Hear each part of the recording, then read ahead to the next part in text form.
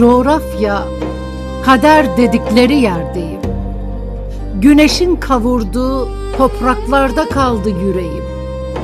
Hasret ölümden ağır dert. Kovuldum yasaklar ülkesinden. Bana bir vatan, bir de sen gerek.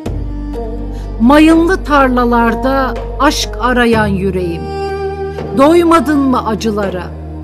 Bana bir parça ekmek, bir vatan, bir de sen gerek.